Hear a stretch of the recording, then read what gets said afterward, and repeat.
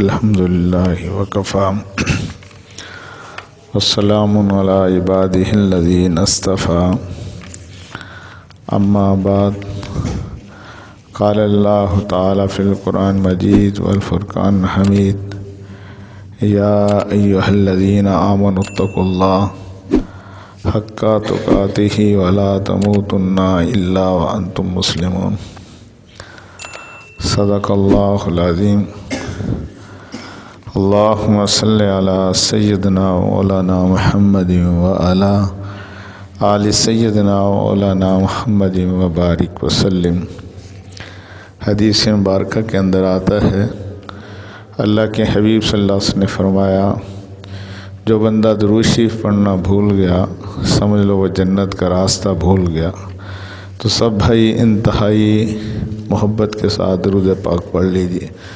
اللہم صلی علی سیدنا مولانا محمد وعلی آل سیدنا مولانا محمد وبارک وسلم۔ میرے بھائی دوستو، نیکیوں کا سیزن اور موسم بہار رمضان مبارک کی آمد ہے۔ اللہ کے حبیب صلی اللہ علیہ وسلم رجب کا چاند دیکھتے ہی دعا فرمایا کرتے تھے، اللہم بارکنا فی رجب و شعبان و بلغنا رمضان، کہ اللہ رجب اور شعبان میں ہمارے لیے برکت عطا فرما دیجئے اور ہمیں رمضان مبارک تک پہنچا دیجئے۔ آپ سسوں کو شدت کے ساتھ اس بات کا انتظار ہوتا تھا۔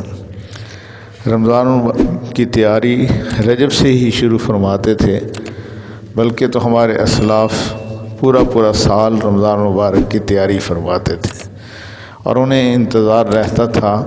تو میرے محبوب صلی اللہ علیہ وسلم کی یہ سنت مبارکہ ہے، تو رجب سے تیاری کرنا، اور اس کے لیے تیاری کے لیے سب سے بڑی اہم بات جو ہے وہ گناہوں سے معافی مانگنا ہے۔ اس لیے کہتے ہیں کہ رجب استغفار الذنوب کا مہینہ ہے، جس میں اللہ تعالیٰ گناہوں کو معاف فرماتے ہیں، اور شعبان مغفرت الذنوب کا مہینہ ہے، شعبان کے اندر گناہوں کو اللہ معاف فرماتے ہیں، اور رمضان مبارک ضیاء القلوب کا مہینہ ہے۔ بقول حضرت مجد الفسانی رحمۃ اللہ علیہ، پورے سال کے اندر اللہ رب العزت کی رحمتوں کا نزول ایسے جیسے ایک قطرے کی مانند، اور صرف رمضان مبارک کے اندر اللہ کی رحمتوں کا نزول ایک سمندر کی مانند۔ بلکہ رمضان مبارک کے ایک لمحے کے اندر جو اللہ رب العزت کی رحمتوں کا نزول ہوتا ہے، ایک لمحے کی رحمت بندے کو اللہ کا ولی بنانے کے لیے کافی ہوتی ہے۔ تو میرے بھائی دوستو، رمضان مبارک نیکیوں کا موسم اور سیزن، اور یہ گناہوں کو جلا دینے والا مہینہ ہے، لیکن ہم اسی روٹین کے ساتھ اپنی زندگی گزارتے ہیں، اسی طرح ہمارا کھانا پینا سونا نہیں، بلکہ رمضان مبارک کی ہم تیاری کریں۔ جب رمضان مبارک کا مہینہ آتا تو آپ صلی اللہ علیہ وسلم نے ایک تو فرمایا کہ رمضان مبارک میں 4 کاموں کی کثرت کرنی ہے۔ ایک تو فرمایا کہ لا الہ الا اللہ کی کثرت کرنی ہے۔ لا الہ الا اللہ، اٹھتے بیٹھتے اس کی کثرت کریں گے، دل سے اللہ کے غیر کو نکالیں گے، غیر کسی شکل میں بھی ہو۔ اور دوسرا، ایک تو لا الہ الا اللہ کی کثرت، اور دوسرا استغفار کثرت کے ساتھ، اللہ سے معافی مانگنا، اللہ میں نے اچھا نہیں کیا، اپنی سابقہ زندگی سے ندامت اختیار کرنا، شرمندگی اختیار کرنا کہ اللہ میں نے اچھا نہیں کیا، میں اپنی جانوں پہ ظلم کرتا رہا۔ اور ویسے بھی اللہ نے قرآن پاک میں فرمایا ہے کہ جو بندے سچی پکی توبہ کرتے ہیں، پھر اعمال صالحہ اختیار کرتے ہیں، تو اللہ ان کی نیکیوں کو، ان کے گناہوں کو نیکیوں میں تبدیل فرما دیتے ہیں۔ تو گناہوں کو نیکیوں میں تبدیل کب کیا جائے گا؟ جب ہم سچی پکی توبہ کر لیں گے، اور پھر اس کے بعد کیا ہے، ہم اعمال صالحہ اختیار کریں گے، نیک اعمال اختیار کریں گے۔ میرے بھائی دوستو، رمضان المبارک کے اندر جو تراویح کی مشقت ہے، نیکی کی مشقت ہے، بھوک کی، پیاس کی، یہ ساری کی ساری مشقتیں ختم ہو جائیں گی، لیکن اس کا اجر ہمیشہ ہمیشہ باقی رہے گا۔ تو رمضان مبارک میں اللہ کے حبیب صلی اللہ علیہ وسلم نے فرمایا 4 کام زیادہ کرنے ہیں۔ ایک تو لا الہ الا اللہ، دوسرا استغفار کی کثرت کرنی ہے، بیٹھتے اٹھتے دل سے ہم سچی پکی توبہ کریں، معافی مانگیں، اور اس میں توبۃ النصوح، سیدنا حسن رضی اللہ تعالیٰ فرماتے ہیں کہ توبۃ النصوح یہ ہے کہ جس طرح پہلے اس کو گناہوں کی طرف میلان تھا، اب توبہ کرنے کے بعد اسی قدر شدت کے ساتھ اس کو گناہوں سے نفرت ہو جائے، اسی طرح دل کے اندر نفرت آ جائے، اسی کا نام توبۃ النصوح ہے۔ تو میرے بھائی دوستو، بعض دفعہ نفس اور شیطان انسان کو کہتا ہے جی کوئی نہیں، آپ کے تو اتنے گناہ ہوئے ہیں، یہ معاف کیسے ہوں گے، اس کی تو معافی ہے ہی نہیں، پھر آپ نے گناہ کرنے ہیں، پھر آپ سے گناہ ہو جانے ہیں، اس لیے گناہوں سے بچ نہیں سکتا، اس لیے کیا توبہ کرنی، کیا کرنا، بس چھوڑو، بس جیسے زندگی گزرتی ہے۔ تو یہ نفس اور شیطان کا بہت بڑا مکر اور حیلہ اور فریب اور بہت ہی بڑا ایک حملہ ہے۔ حضرت اقدس حضرت تھانوی رحمۃ اللہ علیہ فرماتے ہیں جس طرح ہاتھ میلے ہو جاتے ہیں اگر بار بار ان کو دھویا جاتا ہے، فرمایا اسی طرح اگر گناہ ہو جائیں تو پھر بار بار اس پہ توبہ، سچی پکی توبہ کرو۔ اس لیے کہتے ہیں کہ توبہ کا ٹوٹ جانا برا نہیں ہے، توبہ کا چھوٹ جانا برا ہے۔ تو ہم کثرت سے استغفار کریں گے، اللہ سے معافی مانگیں گے، دل سے ندامت اختیار کریں گے، اور دل میں اگر کسی کے بارے میں بغض ہے، کینہ ہے، اس کو نکالنے کی کوشش کریں گے۔ ہم نے اپنے نفس کو راضی نہیں کرنا، اللہ کو راضی کرنا ہے۔ نفس کی مان دیں گے تو ہلاکت میں چلے جائیں گے، تو اس لیے اپنے سینے کو بے کینہ کریں گے رمضان مبارک کے آنے سے پہلے پہلے۔ تو تیسرا کام اللہ کے محبوب صلی اللہ علیہ وسلم نے فرمایا اللہ سے جنت کا سوال کرنا ہے، اللہ سے جنت مانگنی ہے۔ پر حدیث میں آتا ہے پھر اگر اللہ سے تم جنت مانگتے ہو تو پھر جنت الفردوس مانگا کرو۔ اور چوتھا کام کیا کرنا ہے؟ جہنم سے پناہ مانگنی ہے۔ اللہ مجھ سے تو دنیا کی گرمی برداشت نہیں ہوتی، جون جولائی کے مہینے کے اندر مجھ سے جو ہے سخت گرمی برداشت نہیں ہوتی، تو میں جہنم کی آگ کیسے برداشت کروں گا؟ دیکھو ہم تو دنیا کی آگ کے اندر 1 منٹ کے لیے اپنی انگلی نہیں رکھ سکتے، جہنم کی آگ تو اس دنیا کی آگ سے 70 گنا زیادہ تیز ہے۔ حدیث مبارکہ کے اندر آتا ہے کہ مال کے دروغہ نے اللہ رب العزت کی بارگاہ میں عرض کیا کہ یا اللہ میں دنیا والوں کے لیے آگ لے جاتا ہوں تاکہ وہ دنیا والے اپنی ضروریات پوری کریں، آگ سے فائدہ اٹھائیں، کھانا پکانا، یہ جو ساری چیزیں ضروریات ہیں۔ تو اللہ تعالیٰ نے فرمایا کہ مال کے دروغہ آپ دنیا کے اندر یہ جہنم کی آگ کتنی لے کے جاؤ گے؟ کہا کہ یا اللہ مجھے بس کھجور کی گٹھلی کے برابر آگ دے دیجئے۔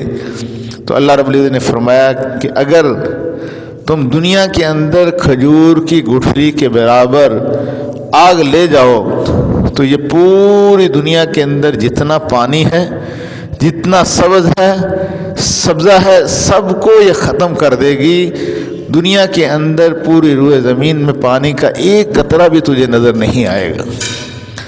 تو پھر عرض کیا کہ یا اللہ میں کتنی آگ لے کے جاؤں؟ اللہ رب العزت نے فرمایا کہ آپ دنیا کے اندر صرف اتنی آگ لے جاؤ جس سے لوگ فائدہ اٹھا سکیں، 1 ذرے کے برابر۔ ذرہ کتنا کو ہوتا ہے بڑی مشکل سے ہمیں نظر آتا ہے، تو چنانچہ دنیا کے اندر جہنم کی آگ کا 1 ذرہ آیا اور وہ ہماری ہر چیز کے اندر دھنس گیا۔ پھر اللہ تعالیٰ نے فرمایا کہ اس ذرے کو بھی واپس جہنم میں لے آؤ۔ اب آپ دیکھیں کہ پوری دنیا کے اندر جو آپ کو آگ نظر آ رہی ہے وہ 1 ذرہ جو آیا تھا جس کو واپس بلا لیا گیا، یہ اس کا اثر ہے، گویا کہ اس ذرے کا ایک دھواں ہے جس کو ہم 1 منٹ کے لیے بھی اپنی انگلی نہیں رکھ سکتے۔ تو اس لیے اللہ کے حبیب صلی اللہ علیہ وسلم نے فرمایا رمضان مبارک میں جو 4 کام زیادہ کرنے ہیں، ایک تو لا الہ الا اللہ، دوسرا استغفار کی کثرت، تیسرا کیا ہے اللہ سے جنت کا سوال کرنا ہے، اور چوتھا کیا ہے جہنم سے پناہ مانگنی ہے۔ میرے بھائی دوستو، جہنم کی آگ بہت سخت ہے، جس کا ایک ذرہ آنے سے اور اس کو بھی واپس بلا لیا گیا، اس کا اثر ایسا باقی ہے کہ آپ اندازہ لگائیں کہ دنیا میں آگ جو ہے ہم اس میں تھوڑی دیر کے لیے بھی اپنا ہاتھ نہیں رکھ سکتے، تو جہنم کی آگ کس سے کتنی زیادہ سخت ہے۔ اللہ ہم سب کی حفاظت فرمائے۔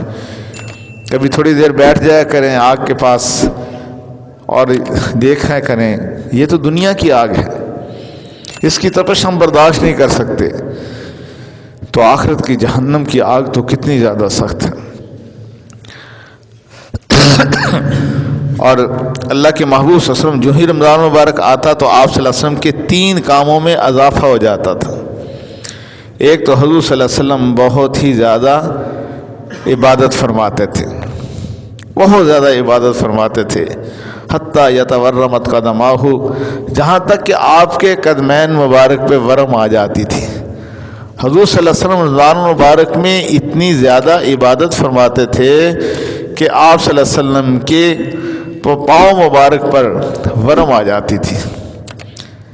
کبھی میں بھی اور آپ بھی سوچ کے دیکھیں کہ کبھی ہم نے بھی نماز بھی اس ذوق سے پڑھی ہے۔ رمضان آتا ہے، ہماری نیند کا معمول بھی وہی ہوتا ہے، سارے معمولات ویسے ہی چلتے ہیں، بس پھر ہماری مثال تو وہی ہے، حسرت ہے اس مسافر مضطر کے حال پر، حسرت ہے اس مسافر مضطر کے حال پر جو تھک کے رہ گیا ہو منزل کے سامنے، کہ منزل پر پہنچ جائے، پہنچنے کے قریب ہو اور پھر وہ تھک گیا ہو اور منزل تک نہ پہنچ سکے۔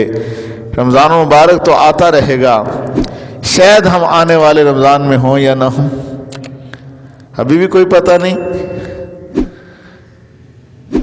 رمضان مبارک کا ایک ایک لمحہ میرے بھائی دوستو بہت زیادہ قیمتی ہے۔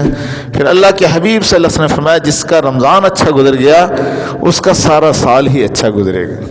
تو آپ صلی اللہ علیہ وسلم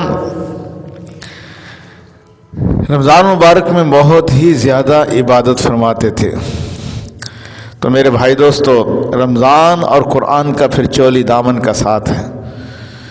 رمضان میں قرآن کی تلاوت کی کثرت کرنا، تو میرے قرآن سے اللہ کے حبیب صلی اللہ علیہ وسلم نے فرمایا کہ قرآن سے برکت حاصل کرو کہ یہ اللہ کا کلام ہے اور اسی سے صادر ہوا ہے۔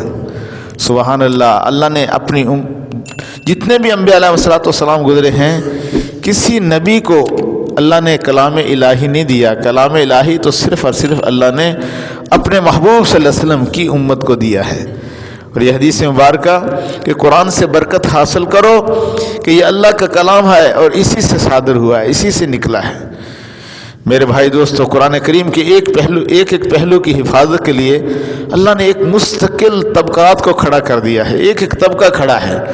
آپ ذرا غور کریں، الفاظ کی حفاظت کے لیے اللہ نے حفاظ کو کھڑا کر دیا، معنی کی حفاظت کے لیے اللہ نے مستقل طور پر ایک طبقے کو کھڑا کر دیا جس کو ہم علماء کرام کہتے ہیں، اور رسم الخط کے اور آواز اور طرز ادائیگی کے لیے اللہ نے قرآ کو کھڑا کر دیا، قرآن کے جو قاری ہیں، اور اس کی مثالیں اور حکم کے لیے اللہ نے حکماء کو کھڑا کر دیا، اور اس کے حقائق تک پہنچنے کے لیے اللہ نے صوفیاء کرام کو کھڑا کر دیا۔ میرے بھائی دوستو، اور اس کے اسرار اور علل کو تک پہنچنے کے لیے اللہ نے فقہاء کی جماعت کو کھڑا کر دیا۔ یہ سارے کے سارے قرآن مجید کی خدمت پہ لگے ہوئے ہیں۔ تو اللہ تعالیٰ مجھے اور آپ کو بھی جو ہے یہ سعادت نصیب فرما دے کہ رمضان اور قرآن کا چولی دامن کا ساتھ ہے۔ ہم بھی جو ہے اس بات کی کوشش کریں، اور الفاظ قرآن کی بھی برکت ہے، ایسی برکات ہیں ان الفاظ میں، وہ کمالات چھپے ہوئے ہیں جو بولنے والے کے اندر تھے۔ بولنے والے کون؟ اللہ رب العزت۔ اب کلام الہی ہے نا، اور پھر یہ کلام الہی میرے محبوب صلی اللہ علیہ وسلم کی زبان مبارک سے نکلا. اس لیے کہتے ہیں کہ قرآن کے ایک ایک حرف نے بارہا اللہ کے حبیب صلی اللہ علیہ وسلم کے لبوں کے بوسے لیے ہیں. قرآن پاک کے ایک ایک حرف نے میرے محبوب صلی اللہ علیہ وسلم کے قلب اطہر کے معانقے کیے ہیں. اور در حقیقت قرآن میں پہلی چیز الفاظ، دوسری چیز کیا ہے معنی، اور تیسری چیز اس کے اندر کیا ہے حقائق چھپے ہوئے ہیں، اور چوتھی چیز کیا ہے حقائق کے نیچے جو ہے اس کی کیفیات ہیں جو بندے کی روح پر ارواح پر ظاہر ہوتی ہیں. اس لیے تو امام نبوی رحمۃ اللہ علیہ فرماتے ہیں جس کو قرآن پڑھتے ہوئے رونا نہیں آتا اس کو اپنے مقدر پہ رونا چاہیے. آج یہ رونا ہمیں کیوں نہیں آ رہا؟ گناہوں کی وجہ سے. جیسے خوشبو آ رہی ہوتی ہے لیکن نزلے اور زکام کے مریض کو خوشبو نہیں آتی. قرآن آج بھی اپنے اندر وہی تاثیر رکھتا ہے جو 1450 سال پہلے تھی. آج بھی اس کی تاثیر میں کوئی فرق نہیں پڑا، لیکن یہ تاثیر ہمیں محسوس کیوں نہیں ہوتی؟ ہمارے گناہوں کی وجہ سے.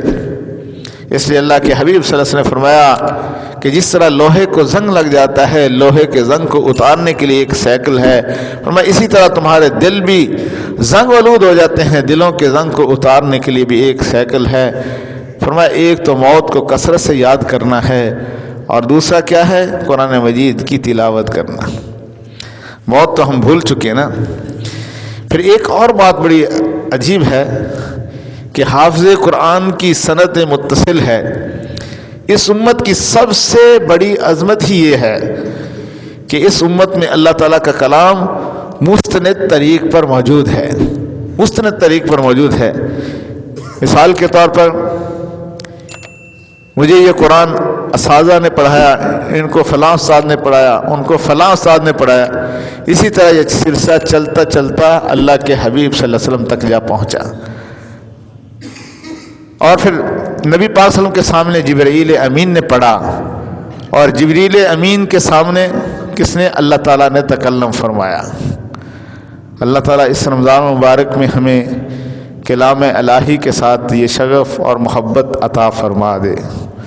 ہم بہت دور ہو چکے ہیں. انقلاب کے لیے قرآن کا دامن تھامنا پڑے گا. بعض لوگ کہتے ہیں کہ جی قرآن ویسے آپ پڑھیں گے تو کیا فائدہ؟ نہیں، یہ بات بھی غلط ہے. یہ عجیب سی باتیں آج کل شروع ہو گئی ہیں، بڑے شد و مد کے ساتھ بیان کیا جاتا ہے کہ جی ویسے قرآن پڑھیں گے تو کوئی فائدہ نہیں. قرآن پاک کے الفاظ کے اندر بھی تاثیر ہے. کلام الہی ہے، اس لیے اس کی تاثیر سے انکار نہیں کیا جا سکتا. تو میرے بھائی دوستو، تو حافظ کی سند حق تعالی رب العزت تک جا پہنچتی ہے. تو اللہ نے ہمارے اوپر کتنی مہربانی فرمائی ہے کہ ہمیں کلام الہی اللہ نے عطا فرما دیا. ہم اس بات پہ جتنا بھی شکر ادا کریں کم ہے. تو جو ہی رمضان مبارک آتا تو محبوب صلی اللہ علیہ وسلم کے آپ صلی اللہ علیہ وسلم کے 3 کاموں میں اضافہ ہو جاتا تھا. ایک تو آپ صلی اللہ علیہ وسلم بہت زیادہ عبادت فرماتے تھے، تو نماز میں پھر عبادت میں کیا قرآن کی تلاوت فرماتے تھے. اس لیے مولانا محمد الیاس رحمۃ اللہ علیہ نے فرمایا کہ جو رات کے وقت تہجد میں قرآن پاک کی تلاوت کرتا ہے اس کو جلد اللہ تعالیٰ اپنی محبت عطا فرما دیتے ہیں.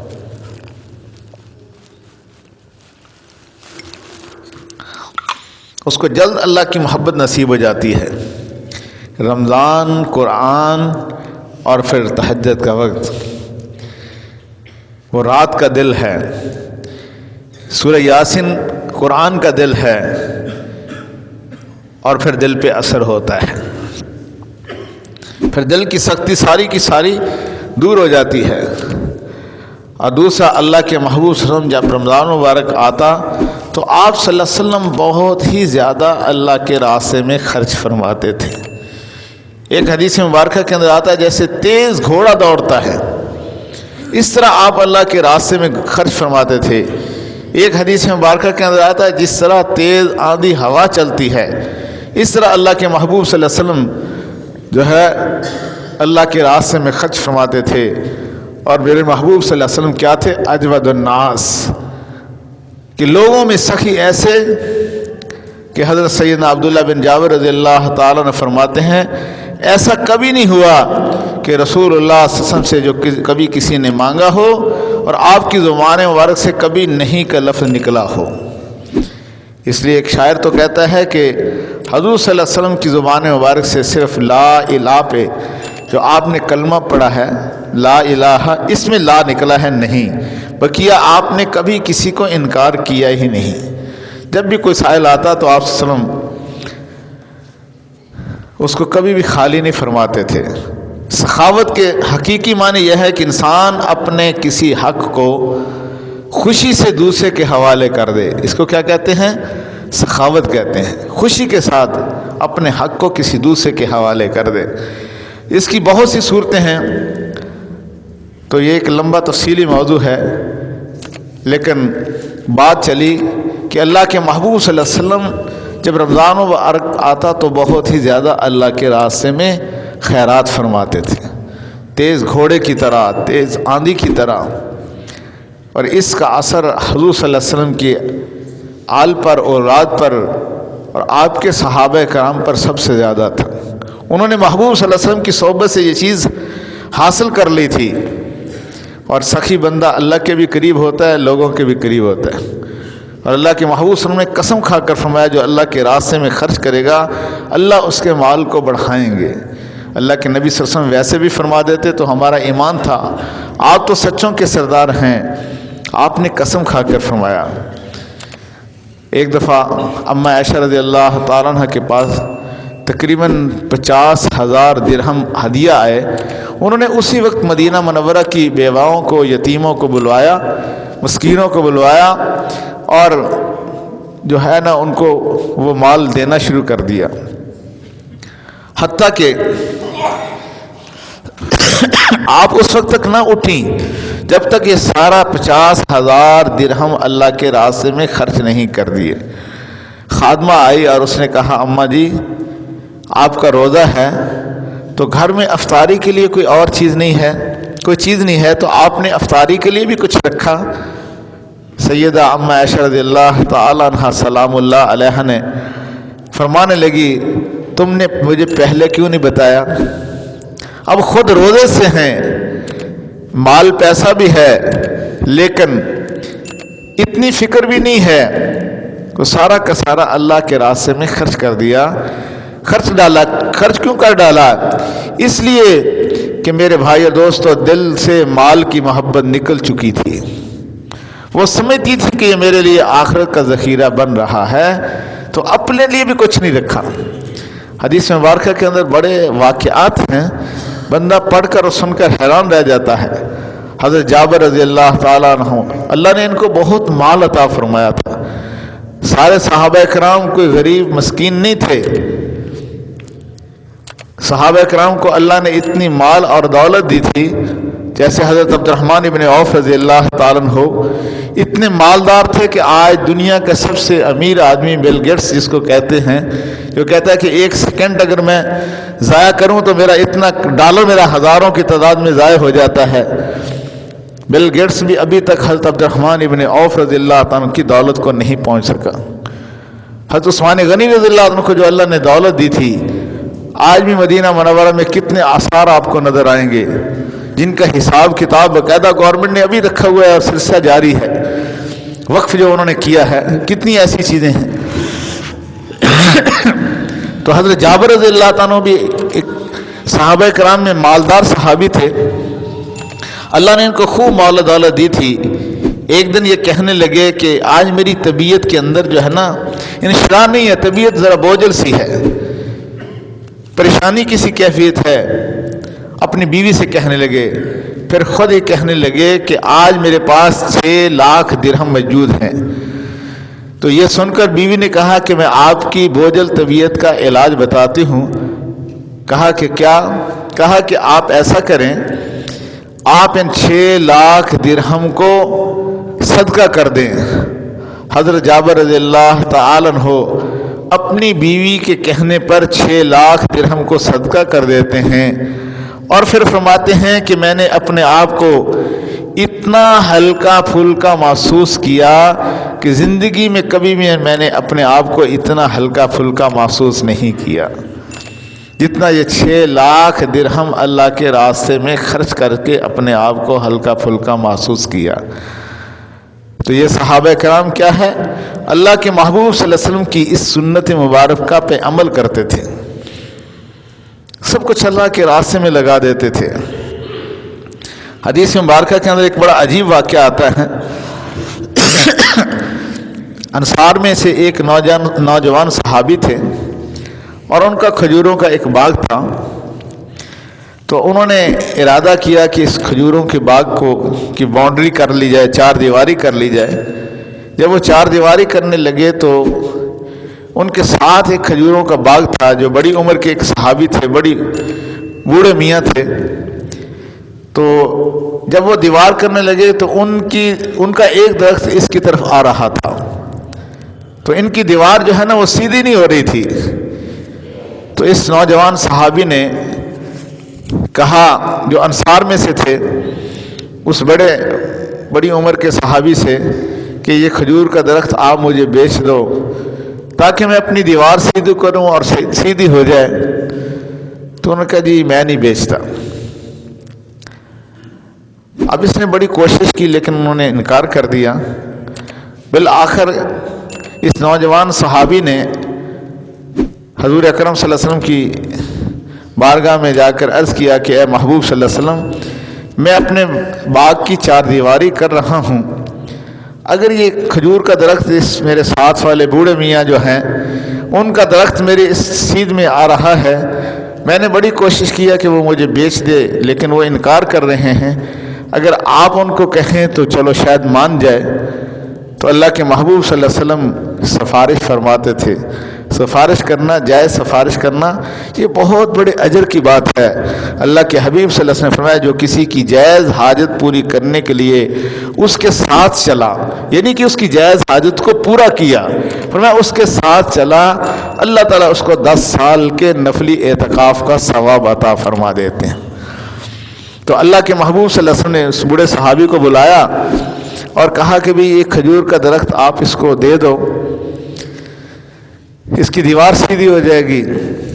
تو وہ بوڑھے میاں کہنے لگے کہ اللہ کے محبوب صلی اللہ علیہ وسلم آپ کا یہ حکم ہے یا مشورہ ہے؟ تو حضور صلی اللہ علیہ وسلم نے فرمایا کہ میرا مشورہ ہے، حکم نہیں ہے۔ تو یہ بڑی عمر کے صحابی کہنے لگے یا رسول اللہ صلی اللہ علیہ وسلم پھر میں نہیں دیتا، اگر آپ کا حکم نہیں ہے تو مشورہ ہے، میرا جی نہیں چاہتا، کیونکہ جب بندے کی عمر زیادہ ہوتی ہے نا تو پھر اس کے اندر کنجوسی بھی آتی ہے، بزدلی بھی آتی ہے، سب کے اندر نہیں لیکن اکثر ایسا ہے، کنجوسی بھی اور بزدلی بھی دونوں چیزیں بڑھتی ہیں۔ اب صحابہ کرام بھی اس چیز کو دیکھ رہے ہیں۔ پھر اللہ کے محبوب صلی اللہ علیہ وسلم نے اس سے دوبارہ فرمایا کہ اگر آپ یہ کھجور کا درخت اس کو دے دیں تو جنت میں کھجور کے درخت کی میں ضمانت دیتا ہوں۔ ابھی اس نے سر جھکایا، سوچتا رہا، پھر کہنے لگا یا رسول اللہ صلی اللہ علیہ وسلم مجھے جنت ملے گی نا؟ آپ نے فرمایا ہاں جنت تو ملے گی۔ پھر کہنے لگا چلو جی کوئی نہیں، کھجور کا ایک درخت کم بھی ہوا تو خیر ہے۔ اب سب صحابہ کرام بڑے غصے سے دیکھ رہے ہیں بھی یہ کیسی باتیں کر رہا ہے، سب صحابہ کرام پہ سناٹا چھایا ہوا ہے، خاموشی ہے سب پر۔ ایک صحابی ہیں حضرت ابو دحدہ رضی اللہ تعالیٰ عنہ، انہوں نے اس خاموشی کو توڑا، وہ اللہ کے حبیب صلی اللہ علیہ وسلم کے قریب ہوئے اور عرض کیا کہ اے محبوب صلی اللہ علیہ وسلم اگر یہی درخت اس بندے کو خرید کے اس کو دے دے، کوئی اور دے دے، تو اس کے لیے بھی یہ خوشخبری ہے کہ اس کو جنت میں کھجور کا درخت ملے گا۔ آپ صلی اللہ علیہ وسلم نے فرمایا کہ ہاں اس کے لیے بھی ایسا ہی ہے۔ اب حضرت ابو دحدہ رضی اللہ تعالیٰ عنہ اس بوڑھے صحابی کے پاس پہنچے، حال حوال پوچھا، کہا کیا حال ہے، آپ کے باغ کا کیا حال ہے؟ اس نے کہا جی میرا باغ کیا ہی بات، سبحان اللہ، ایسی کھجوریں اس کی، ایسا مٹھاس وہ تو کسی میں اور میں ہے ہی نہیں۔ بڑا جب تذکرہ کر لیا، کہنے لگے کہ یہ 7 قباء کے اندر ہی جو کھجوروں کا بڑا باغ ہے جس کے اندر 600 کھجوروں کے درخت ہے، میں اس کا باغ کا مالک ہوں۔ وہ صحابی بڑے عمر والے بڑے حیران ہوئے، اچھا آپ اس کے مالک ہیں؟ کہا کہ میں اس کا مالک ہوں۔ کہا کہ اچھا یہ تو بہت بڑا باغ ہے یہاں کا. کہا کہ ہاں میں اس کو بیچنا چاہتا ہوں. کہا کہ کیسے؟ کہا کہ آپ ایسا کرو میرے ساتھ سودا کرو. کہا کہ وہ سودا کس طرح؟ کہا کہ جو وہ کھجور کا درخت جو اللہ کے نبی صلی اللہ علیہ وسلم نے آپ سے مانگا ہے وہ کھجور کا درخت آپ مجھے دے دیں، اور وہ میرا جو باغ ہے 600 کھجوروں کے درخت کا وہ سارا کا سارا باغ آپ لے لیں. وہ صحابی تو بڑے حیران ہو گئے، یکدم چونک گئے کہ آپ کیسی بات کر رہے ہیں. کہا کہ ہاں میں آپ سے یہ سودا کرنا چاہتا ہوں، بس میرا سودا آپ سے پکا ہو گیا، فائنل ہو گیا. وہ کھجور کا درخت جو اللہ کے نبی صلی اللہ علیہ وسلم نے آپ سے مانگا تھا وہ آپ مجھے دے دیں، اور 600 کھجوروں کے درخت کا یہ باغ آپ لے لیں. چنانچہ جب سودا ہوا، یہ بڑا باغ تھا تو اس کی رہائش بھی اس صحابی کی اسی باغ کے اندر تھی. اب یہ اس باغ کے قریب پہنچے تو اس نے اپنی بیوی سے کو آواز دینی شروع کر دی، یا ام دہدہ، یا ام دہدہ. تو بیوی نے باغ میں کھڑے ہو کر کہا کہ زندگی میں کبھی بھی آپ نے مجھے ایسے آواز نہیں دی اتنی زور سے، آج خیر تو ہے. یہ صحابی کہنے لگے کہ یا ام دہدہ آپ بھی باغ سے باہر آ جاؤ اور بچوں کو بھی ساتھ لے آؤ، میں باہر کھڑا ہوں اس لیے کہ میں نے اس باغ کا سودا کر لیا ہے. بیوی کہنے لگی کہ آپ مجھے یہ بتاؤ ابو دہدہ کہ یہ سودا آپ نے کیسے کیا ہے، کس کے ساتھ کیا ہے؟ کہا کہ یہ میں نے سودا اللہ کے ساتھ کر لیا ہے.